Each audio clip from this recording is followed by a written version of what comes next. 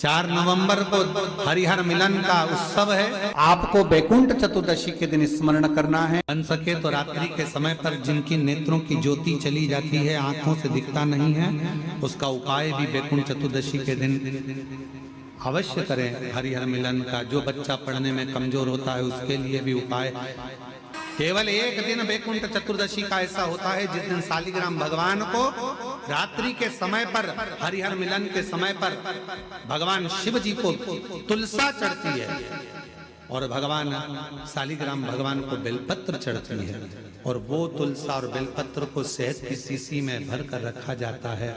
फिर उस शहद को जो बच्चा विद्वान नहीं है, पढ़ने में कमजोर है, उसको दिया जाता है। कई लोग उसको नेत्रों में लगाकर नेत्र ज्योति को बढ़ाते हैं। बड़ी महत्व है।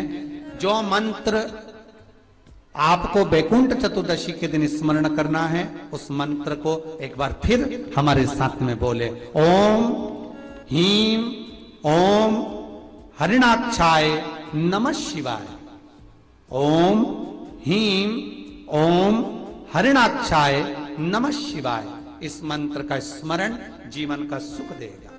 जिनको ज्यादा रोग हो, बीमारी हो, तकलीफ हो, कोई व्यक्ति वेंटिलेटर पर पड़ा हुआ है, ऑक्सीजन लग रही है, उसके लिए भी 1 लोटा पानी, उसमें दूध मिलाकर 5 बेलपत्र रखकर आप बैकुंठ चतुर्दशी के दिन उसके नाम का पानी आप हरि और हर को समर्पित कर सकते हैं। अगर मंदिर बंद मिले तो पीपल के पेड़ के नीचे आप चढ़ा सकते हैं। उससे 3 या 4 दिन में आराम लगना प्रारंभ हो जाएगा। पर मंत्र का स्मरण यही करें, ओम हीम ओम हरिणाक्षाय नमः शिवाय। इस मंत्र को जपें जो स्कंद पुराण का मूल मंत्र कहा गया, उसका स्मरण करेंगे रोग बीमारी आदि को मिटाने के लिए।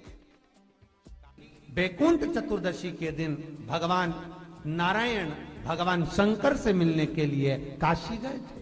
काशी कैसे पधारे?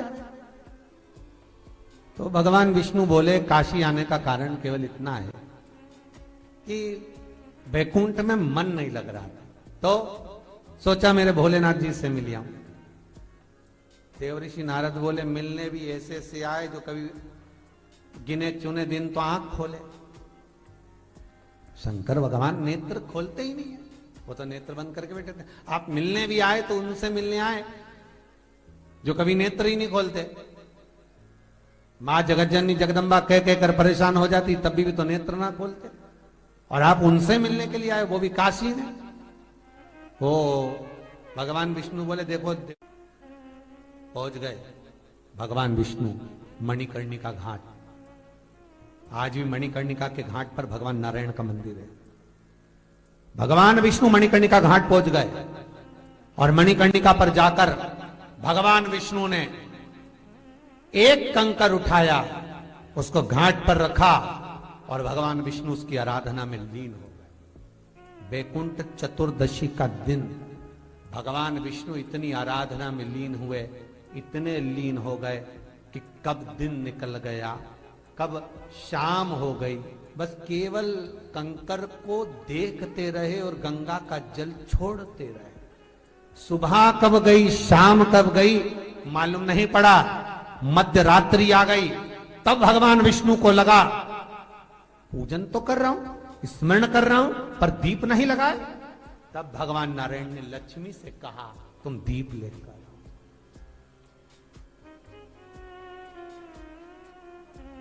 लक्ष्मी थाल लगाकर 14 दीप लगाकर शिव के सम्मुख लेकर आई। शिव के, इसलिए आज भी बैकुंठ चतुर्दशी के दिन सुबह और शाम के दीपदान का महत्व नहीं है। कब का है? मध्यरात्रि। मध्यरात्रि के दीपदान का महत्व। और मध्यरात्रि के समय, मध्यरात्रि के अनुकूल में मां जब भगवान भूल गए तब लक्ष्मी जी दीप लेकर आई, प्रज्वलित किया। भगवान शंकर वहीं पर सम्मुख प्रकट हो गए। तब जैसे देवऋषि नारद ने कहा था कि कंकर में शंकर है, भगवान विष्णु ने देवऋषि नारद को हृदय से लगाया था, तब भगवान नारायण के सामने शिव प्रसन्न होकर भगवान नारायण को गले से लगाते हैं। इसको हमारे हिंदू धर्म में हरि हर मिलन कहते हैं। इसलिए बैकुंठ चतुर्दशी के दिन हरिहर मिलन, हरिहर मिलन बैकुंठ चतुर्दशी। महाराज निवेदन करूंगा, जिसकी किडनी गड़बड़ हो गई हो, जिसका लीवर गड़बड़ हो गया हो, जिसको डायलिसिस चल रहा हो और छूट नहीं रहा हो, बैकुंठ चतुर्दशी के दिन नदी के घाट पर, नदी, तालाब, सरोवर, कुआं, बावड़ी जो हो, उसके तट पर 14 दीप लगाकर, पीपल के पत्ते पर शहद डालकर और उसमें एक काली मिर्ची शंकर जी का नाम डालकर बोलकर उसमें चढ़ा दें। उसी पत्ते की काली मिर्ची, थोड़ा सा शहद घाट पर डाल दें और उस पत्ते को घर पर लेकर आ जाए। जिसको डॉक्टर ने कह दिया डायलिसिस होगा, किडनी लीवर गड़बड़ हो रहे हैं, बैकुंठ चतुर्दशी के दिन रात्रि को 14 दीप लगाकर जब घाट से आए, जिस व्यक्ति को रोग है, बीमारी है, उसको वो पत्ते समेत चटा दें और फिर जाकर आप 8 दिन 10 दिन बाद जांच करवाओ, आपको उसका फल प्राप्त हो जाए। पर विश्वास रखकर, क्योंकि हरि और हर मिलन कोई साधारण नहीं है। बैकुंठ चतुर्दशी महाराज, जिस व्यक्ति की बीमारियां समाप्त नहीं हो रही हो, लगातार बीमारियां घेरे हुए हैं और बीमारियां चल रही हो, बहुत बीमारियां चल रही, एक बीमारी से निपटे, दूसरी लग गई, दूसरी बीमारी से निपटे, तीसरी लग गई, तीसरी से निपटे, चौथी लग गई। महाराज, बैकुंठ चतुर्दशी के दिन तंत्र विद्या, देव विद्या, अघोर विद्या, रतन विद्या, सारी विद्याओं का स्मरण बैकुंठ चतुर्दशी के दिन अच्छी अच्छी विद्या सब नारायण और शिव का स्मरण करती है। महाराज,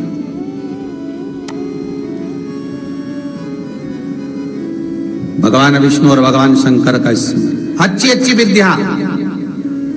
तो शास्त्र कहता है जिसको बहुत रोग हो, एक रोग मिटा दूसरा चालू, दूसरा रोग मिटा तीसरा चालू, तीसरा रोग मिटा चौथा चालू, चौथा रोग मिटा पांचवा चालू, बहुत रोग से ग्रस्त है, कुछ ना करिए, एक काम करिए, 7 काली मिर्ची लो, 5 लौंग लो और 5 बमोल के कांटे, बमोल के वृक्ष के जो कांटे होते हैं, अगर बमोल के वृक्ष के कांटे ना मिले तो गुलाब के कांटे ले लो।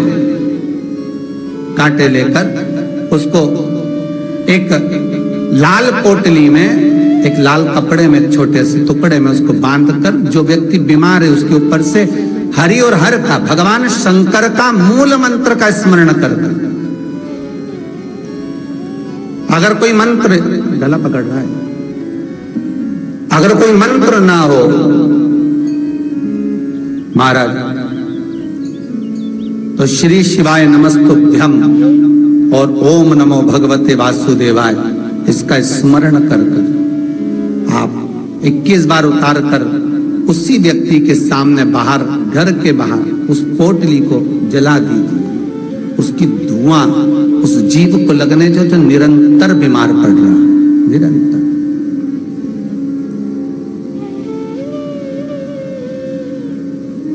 बीमारियां धीरे धीरे छूटने लगेंगी महाराज।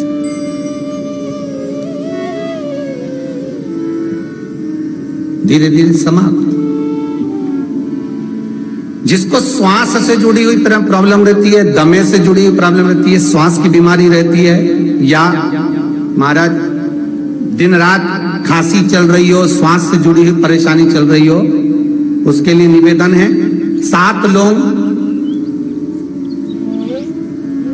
पीपल के पत्ते पर रख लीजिए और घर के बाहर 5 दिए घी के लगा दीजिए। जिस व्यक्ति को श्वास ज्यादा चलती हो, खांसी ज्यादा चल रही हो, दमा भरा रहा हो, उसके लिए बैकुंठ चतुर्दशी का ये उपाय अवश्य करिए। 5 लौंग या 7 लौंग या 11 लौंग या 21 लौंग, जितनी आप निरंतर एक एक लौंग कर कर खाना, जितने दिन आप खा सकते हैं, पीपल के पत्ते पर रख दें। और बैकुंठ चतुर्दशी का जो मूल मंत्र है, उस मंत्र को आप लिख लीजिए, उस मंत्र का स्मरण करिएगा। ओम हीम, हा उस पे ई की मात्रा, अम की बिंदी, हीम। ओम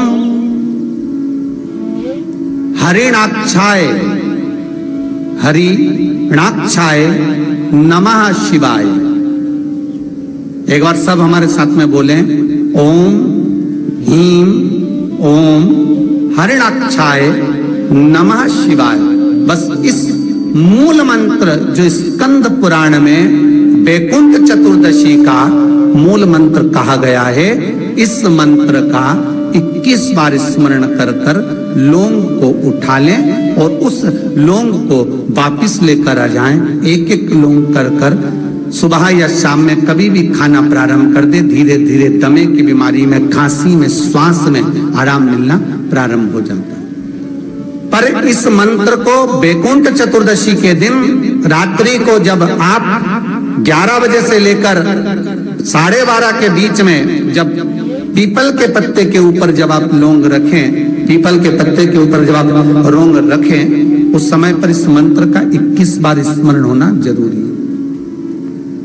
महाराज इस मंत्र को जपें, और यह मंत्र कोई साधारण नहीं है। फिर निवेदन करेंगे, ये मंत्र जीवन का सुख देने वाला है। मैं उनके लिए भी कहूंगा जिनकी नौकरी नहीं लग रही, सर्विस नहीं लग रही, बहुत तकलीफ में, बहुत कष्ट में, और खूब हाथ पैर पटक रही है, कहीं नौकरी लगी नहीं रही है, लॉकडाउन हुआ जब से तो घर में ही बैठे हो।